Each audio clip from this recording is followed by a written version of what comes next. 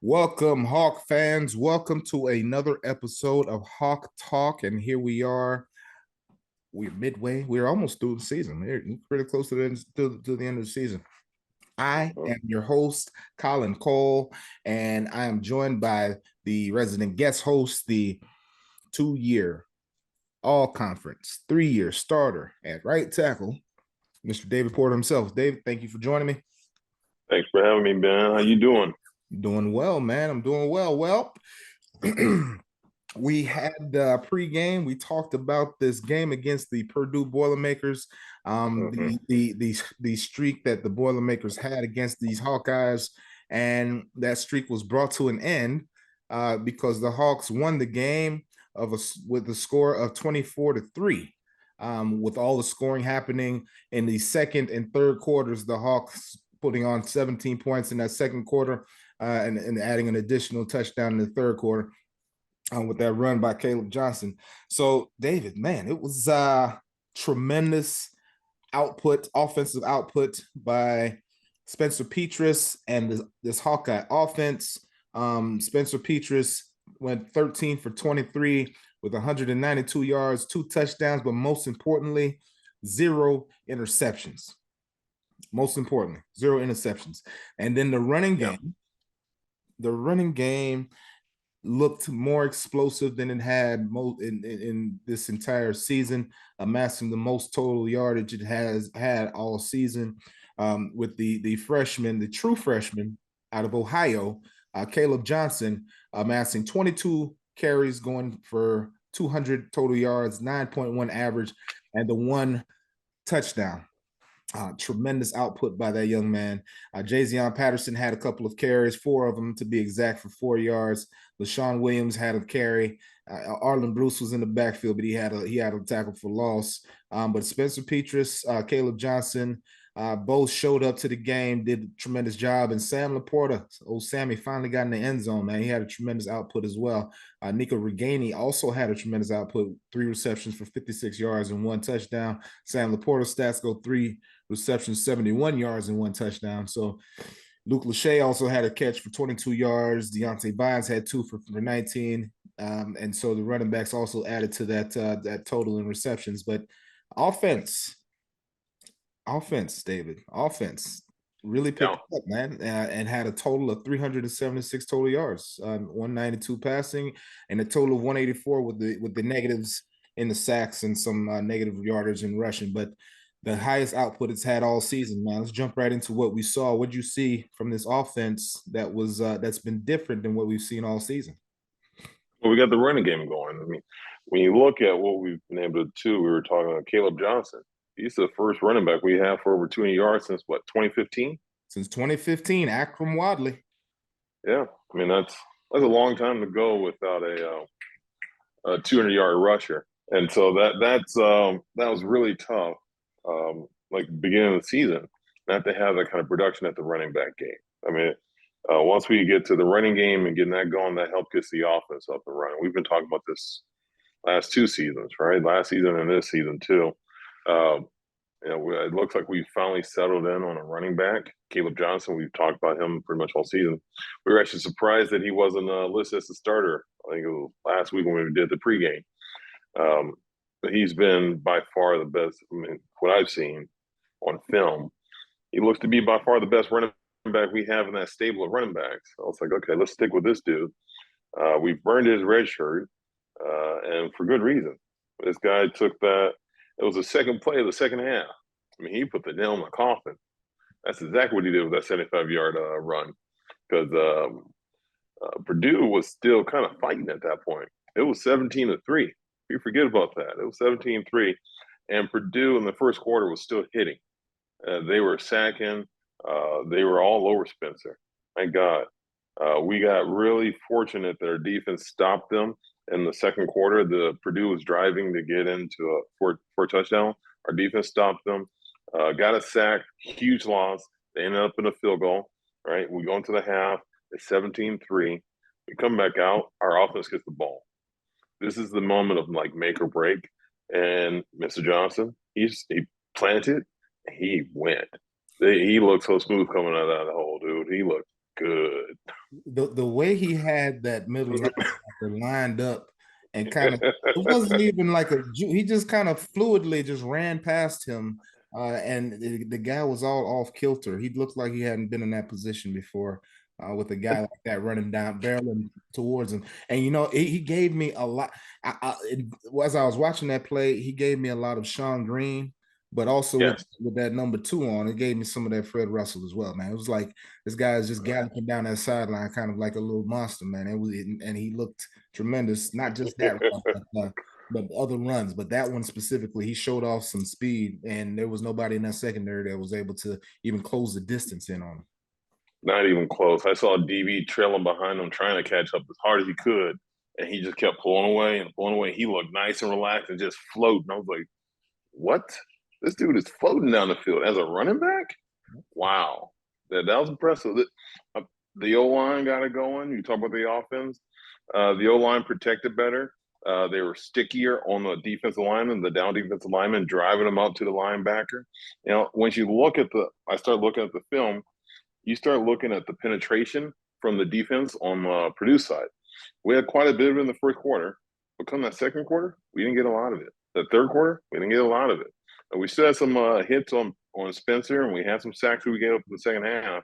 But overall, the O line played a heck of a lot better. And it's a lot easier to do things on offense, especially once you get that O line clicking. And like Kirk's been talking about all season, we've been talking about the last 2 seasons. These guys are young; they got to grow up. And a lot of it is just getting out there and understanding that you have more time than you think. You really do. So staying on that down lineman until that secondary guy that's your responsibility gets there, it's you get to him. It takes patience. And a lot of that just comes with experience. And that's what this offensive line didn't have. I mean, you know how it goes. It's like playing NFL like you did for 13 years. Everyone gets there, they're good. They're all good. Right? It becomes a little details that separates the people. And a lot of the details that we were missing were on display early in the season. I think a lot of it is the guys is starting to click for them. Right? The confidence, like we said, with the Northwestern game, that's what these kids needed. To go out there and just beat up on somebody. You don't get to do that very often, unless they haven't had the chance to do that very often at the beginning of the season. It's been a dogfight for them, especially on the offensive side of the ball. Our defense has been holding their own. It's just they just run out of gas. But on the offensive side, those offensive linemen need to understand how to impose their will, how to hit somebody properly, and with intention, right? Because you're not just hitting them just to hit them. You hit them for a purpose, and your purpose is to move him, create a lane, or get in the way so that they cannot get to your quarterback, right? The offensive line for me they were really the standouts. They still have a lot of work to do, and the offense goes, as we all see, the way the O line goes. I mean, it just doesn't matter. No question, no question, huh? And we know that, right? It starts with the trenches, right? It starts with those guys You up know it. in the trenches. There's no way that any kind of football is played without those 5 guys up front and how they go. And we've seen it on display in college football across the board. So to see this group kind of start to gel, we did talk about it a little bit last year with the offensive tackles and how they were giving up, opening up the gate a bit and giving up some sacks and kind of putting Spencer in some bad positions at times. So it's good to see that overall they're growing and the growth is showing itself on the field, particularly in the run game. And that's going to definitely open up and continue to open up the play action pass, which it definitely did this past Saturday. So flipping it on the other side, flipping it over to the Boilermakers, Aiden O'Connell, who has been highly prolific throughout this season, was held without a touchdown, man, going 20 for 43 with only 168 yards and 2 interceptions to his credit. Their running game was led by Devin McCoby, carried the ball 14 times for 65 yards. They weren't able to score any touchdowns on the ground. Of course, we know Charlie Jones. We talked about him and his capabilities. He had 11 receptions for 104 yards, 9.5 average. Again, no touchdowns by this receiving corps. So they were held in check. by this top 10 Iowa defense that we've been talking about all season, who finally got the chance to display themselves and their true abilities and capabilities, holding a very highly prolific Purdue Boilermaker offense completely in check. We had two interceptions, like I mentioned, one by our man Seth Benson, who kind of had one of those tips and overthrows types of situations where the receiver, I guess, was going up for it, and the ball got tipped, and he got his hands up under that thing and got himself an interception. Great job, Seth Benson. And then Kayvon Merriweather has been Mr. Opportunistic all season. Ball was overthrown again, and he was in the right place at the right time and made the play. He had himself an interception. And then Deontay Craig, young number 45 defensive end, I should say, had himself a sack along with Lucas Van Ness. The sack Lucas Van Ness had, where he slung Aiden O'Connell to the man. This is just how we're just going to beast him like this. So that young man right there is continuing to show his growth and doing some tremendous things. And Joe Evans, he's been doing it all season. He's gotten pressure on opposing quarterbacks and just been a tremendous workhorse for our defense. And to hold a highly prolific Purdue offense to the amount that they did, to only 255 yards, and they've averaged well over 500 yards a contest. It's a pretty tremendous assets and aspect of this defense of Phil Parker's defense and what they were capable of doing. This Purdue offense only went 2 for 16 on third downs. They went for it on fourth downs 5 times, completing that for two opportunities. So it was a highly competitive contest, but they weren't able to score any touchdowns, David. This Hawkeye defense, going into the remainder of this Big Ten schedule, they got you got Wisconsin coming up, you got Minnesota coming up, and then of course we know they have the contest against Nebraska. So 3 more games, 1 more to get bowl eligible. But this defense, what they were capable of doing this past Saturday and these contests coming up, what are your thoughts, man? What are your thoughts on what you saw? The defense did what they've always done. I mean, they've been great. We talked about it pretty much all season. And I said earlier, I think I said last week, this defense this year is better than last year's defense. That's how good they are. They are actually quite phenomenal. I think that the offense getting going is allowing them to have more time to recover. We saw this even with Ohio State, even with that outcome. Those guys are holding their own. They really are. They're tremendous out there. That was never the issue. That was never the thing in question. It's just getting them the time that they need to recover and recuperate when after they do go out there and perform and get the other's offense off the field, right? We need to sustain drives. The defense with what do we have? 3 sacks, 7 tackles for loss against Purdue. These guys just really no. We had 3 sacks and 5 tackles for loss. 1 QB hurry, which our D-line is getting after these guys. We're up there and pressuring Aiden O'Connell. That's why you saw the overthrows. He was overthrowing all day. He has a propensity to do that anyway. But the added pressure from our D-line and the blitzing packages that I saw Phil Parker put out there, they did a really good job of getting him off of his mark. So Aiden was very uncomfortable all game, which is exactly what you want him to do and what you want him to be, especially as a defense, and stopping the run like we always do. We know that's a hallmark of Iowa football. That's going to be a thing that, as long as football's around, you got to stop the run. Once the run gets established, that makes everything a lot more difficult, and they really do control the ground. If you control the ground, you control the game. It's in Northwestern coming up. That's going to be a big test. They do have a good running game going. Watch them against Purdue, and they ran right through Purdue too. So defense, keep doing what they're doing. I'm very happy that our offensive line is actually they've come together and they're performing better. It's not like Purdue's defense wasn't it's not like they're any kind of slouches themselves. They had 3 sacks and 7 tackles for loss too. So they did put some pressure there, but that short field, that explosive run by Caleb, that really helped take the pressure off of our defense and allow those guys just to go out there and play. I mean, they are just, uh, God, I really like watching them. Really good. Yes, this definitely was the Hawkeye team that we're used to seeing, with the run and the ability to play pass and hitting some strikes down the field. To see them open it up and get the ball to Laporta down the field, as well as giving the ball to Nico Regani in open space and allowing him to get the opportunity to, make some things happen in open space. A lot of good things. The sky's the limit for this team, especially with 3 games left. Yeah. Have they turned the corner? You mentioned, what Northwestern was for them last week, and how that kind of had some carryover into this week. Have they turned the corner as an offense? And do you feel as though they're capable of continuing this current tempo and building off of what's already been going on these last 2 weeks? I don't know. I mean, the hard part is right now, Spencer is a 3-year starter and a senior, right? This is his last year. She's starting, he's playing. Um, we're looking at a new quarterback coming in next year. The rest of this year, this should be sustainable. I don't. I mean, the offense will play. They're going to play against different talent.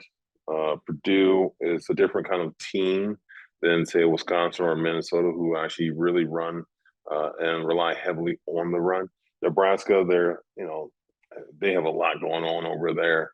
So who knows what we're going to see from those guys? But Minnesota and Wisconsin seem to have gotten things squared away.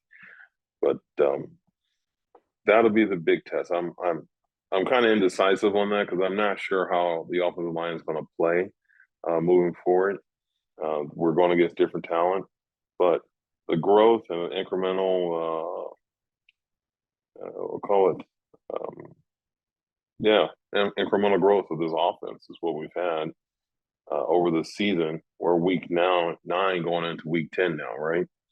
We're sitting at 5-4. I think we're 1 game out of first place for the West, but win the West, you're going back to the Big Ten championship game, and we'll see what happens. But where this team goes, I think the offensive line has a lot to say with them, and with the caliber of the talent or the teams we're playing against, we have a really good chance of having these guys in the season really on a high note.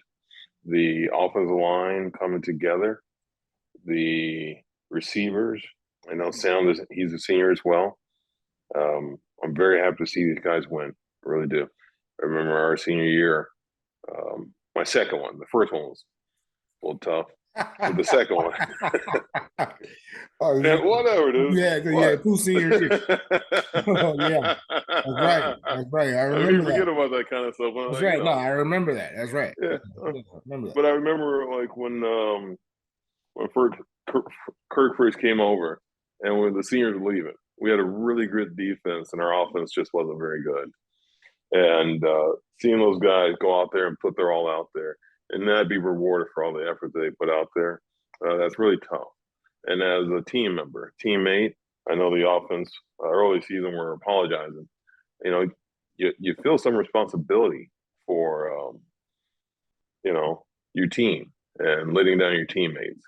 You just don't want to do that. And it's good to see these guys turn it around. I'd love to see the locker room come together. I'm not saying that it is fractured, but like there's that undercurrent of tension there that typically exists. And I think with this,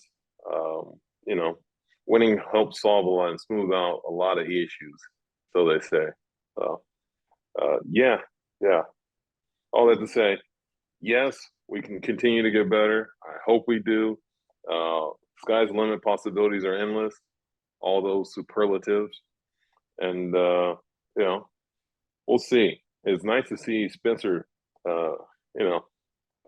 rolling to his right instead of to his left now. That really, thank goodness. But yeah, I'm happy for all the seniors. I wish nothing but the best. I really do. Sitting at 5-4. Oh boy, seeing this kind of offense, it gives me a lot of hope. brings up a lot of questions, but gives me a lot of hope for the future. Well, Just what the season could have been. well, I mean, could have been. There's still some time left. I mean, obviously, you can't do anything about what has happened at this point. But at this point, they still have a chance to get to a bowl game and have a celebrated season. So if the It's offense, not about it's not about that. We played, dude. Get out of here. I Mhm, think it's cool going to look. We play for hardware. right? You Yeah. got a ring on? Do you got a ring on? Oh, bam, bam. Oh, I'm just making sure. I'm just making sure. It's like it's a thing. You know what it is. Oh, no question. So No question. yeah, Yeah. for the seniors, it's about winning a Big Ten championship and a national championship. We're not playing, and for the kids out there, we're not playing to just go to a freaking bowl game. Right, right. Okay, so you're speaking on that. You and I had a conversation off air, and you told me that you felt like the Big Ten championship is still on the table. Right? That's what you told me Yeah, at one they point. run the table. They're one game out of first place, and they still have opportunity to win the West, and anything is possible from there. I hear you, but from what I saw, Michigan and Ohio State, even if our offense is clicking all cylinders, I just don't know how we compete. Well, I We're saw not going. you and I both talked about this weekend. I saw Rutgers go up in the halftime against Michigan. And you also mentioned that Ohio State was being blanked by Northwestern. So I mean, these teams aren't ironclad, right? They're beatable. No, they're not. They're definitely beatable, and So but if we the haven't Hawkeyes beat come them together, if the Hawkeyes, no, we didn't beat them. The Hawkeyes come together the way they did this this year. past. Last year, they beat us handily both years. This is football. It's very intentional. The question being, can this offense sustain what they've done and do just enough to beat one of these teams? Considering I'm hoping so. considering at considering the Hawks played Ohio State in the horseshoe, and it was obviously it didn't end the way that they had hoped, but defense was able to score a touchdown. Spencer had two interceptions, and then Alex came in and had himself an interception as well. So you eliminate those turnovers. You have the kind of rushing performance that you had out of Caleb Johnson. What do you think, man? I think that they have You think that overcomes the 44 on a points? neutral field, they have a little bit better of opportunity to put up some points and create Hold on. There's a 44-point delta. It was 10 to 54. 54-10. That's correct. Yeah. I mean, we know And that the defense got the two tired. turnovers, the running, and then the defense got really tired. That's a really good offensive line they have for both Ohio State and Michigan. Michigan's offensive line was the best offensive line in the country last year. Ohio State had two scores in every quarter against against Iowa, whereas let's see here. And that's what we're looking at. Michigan was a little bit slower. They had one every quarter. I mean, it was a little bit slower about it. Yeah. They were when they first started, they were tracking to make they're supposed to have they were tracking to have 64 points for the game. They slowed down. You talking about Ohio State? Ohio State. Yeah. Yeah, I mean, yeah, I get that. I get that. Yeah, 16 points in the first quarter. Multiply that by 4. They were trending. Again, but when you're continuously on the field, and we got and the 16 they got, those were mostly field goals. That wasn't even our defense was turning them away. So we had Right. you add in an offense that can sustain drives, then you create it's a whole nother game all the way around. I'm with you. I'd be interested to see the game replayed at the end of the season if and I should say if and when Iowa's offense is good to go because those guys over there they're kind of veterans. They're an established team. Ohio State has those guys, and they've been playing this way for a long time. And it's something to be said for being on a big stage and performing there for a long time versus just showing up there. It makes it a little more difficult. You're just a little more tight being in that situation versus someone that's used to being there. They're kind of relaxed for the whole thing. Okay. So that would be my one thing. Okay. Well, then. I hope that. Well, then that should play in Iowa's favor because they were in the Big Ten championship game last year, and Ohio State wasn't. So that should play in the Hawks' favor. I hope so. Um, But they did good. We'll see. we won't, you know. You don't think we're going to see? I think we're going to see. The Hawks. You said the Hawks did lose. Would... They did lose by a score of 42-3, but they were on the big stage, and most of the team is still intact that was on that stage. So, anyway, most of the team for Iowa. Most of the Hawkeye team. Well. Oh wow. Yeah. Most of the team is still intact. How's that? Okay. Am I wrong? I guess I'm wrong with that. I don't know. Well, maybe for some reason I thought we had so many guys we had to replace.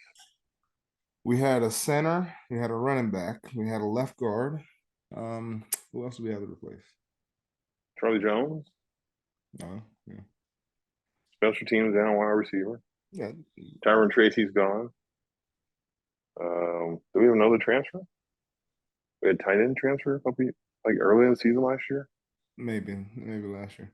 But anyways, we have if this team can continue to grow, things are opportunities. Yes. Opportunities to be available. All right. Well, anyways, on to another note, David. We talked about this before. We talked about the fashions, and we talked about how much fashion is kind of drives certain things. Here we go. I just want to go ahead and say I had no coming thoughts about who was going to win the World Series, but sure goes to show that sometimes I can predict some things. I know that much. I can predict some good things. And hats off to the World Series champion Houston Astros. Hats off to those guys for winning the World Series 2022-2023 World Series. Pretty awesome. Yeah, that's what I got. And I think with that, man, that's our show today, man. I'm gonna go ahead and just tighten down this, make sure I get down. And so who's the manager for that team again? I forgot. Dusty Baker. My dude. All right.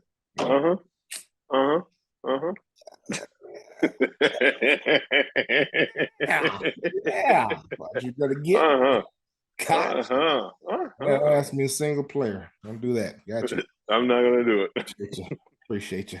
Anyways, with that, I want to thank you all for joining us for today's show. It was awesome having you join us and talking about the resurgence of the Hawkeye offense and how this team will move forward. For David Porter, I am Colin Cole.